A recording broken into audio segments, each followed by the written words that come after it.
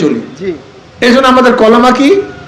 লা ইলাহা ইল্লাল্লাহু মুহাম্মাদুর রাসূলুল্লাহ। আতিউল্লাহ ওয়া আতিউর রাসূল, আতিউল্লাহ ওয়া আতিউর রাসূল, আলাইকুম বিসুন্নতি ওয়া সুন্নাতুল খুলাফায়ে রাশিদিন মাহদিয়িন, তারাকতু ফীকুম আমরাইন লাম তাদিল্লু মা তামাসসাকতুম বিহিমা, কিতাবাল্লাহি ওয়া সুন্নতি।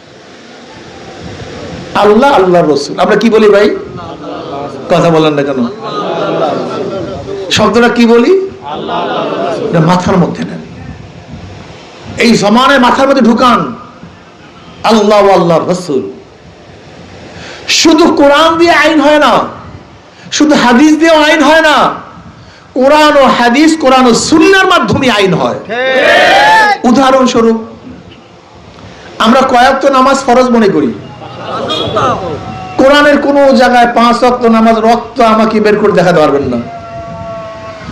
5 ওয়াক্ত নামাজের ওয়াক্ত নির্ধারিত কোরআনের মধ্যে নাই, দেখাতে পারবেন আমাকে?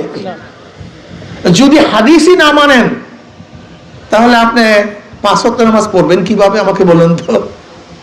কথাটা ক্লিয়ার বুঝাতে পারছি? তাই কোরআনের ব্যাখ্যা হাদিস, তা আল্লাহ আল্লাহর রাসূলের বাহিরে আমাদের যাওয়ার কোনো সুরাত সুযোগ নাই। এর জন্য অনেকেই অনেক সময় বলি কোরআনের আইন চাই। আমরা কি বলবো? কোরআন ও সুন্নাহর আইন চাই, অথবা বলি ইসলামের আইন চাই, অথবা শরিয়াত চাই। যদি বলেন শুধু কোরআনের আইন চাই, শুধু কোরআনের আইন দ্বারা হুকুমত আইন প্রণয়ন করা সম্ভব না, যে এইমাত্র আমরা মোটা অঙ্কের উদাহরণ দিয়েছি। যাই হোক, কোরআন ও সুন্নাহ, কোরআন ও সুন্নাহ আমরা বাস্তবায়ন করতে চাই। কোথায় বাস্তবায়ন করতে চান? কোথায়? শুধু রাষ্ট্রে? আপনার সামাজিক ভাবে বাস্তবায়ন করবেন না? আমার সুরাতের মধ্যে বাস্তবায়ন করবেন না? আপনার সিরাতের মধ্যে বাস্তবায়ন করবেন না? আপনার মেয়ের মধ্যে করবেন না? আপনার ছেলের মধ্যে করবেন না? আপনার অর্থনীতির মধ্যে করবেন না? আপনার ব্যবসার মধ্যে করবেন? এই ভুলটা কেন করতেছেন আপনি?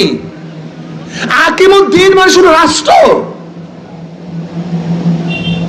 আকিমুদ্দিন মানে শুধু রাষ্ট্র। আকিমুদ্দিন, তোমরা দিন কায়েম করো। আজীব মানুষ। আকিমুদ্দিন মানে কি? দিনের প্রত্যেকটা শাখা উপশাখা সব জায়গায় বাস্তবায়ন করো। আমি মানুষ না ভাই? কথা বলেন না কেন? আমি জিন্দা না মৃত্যু?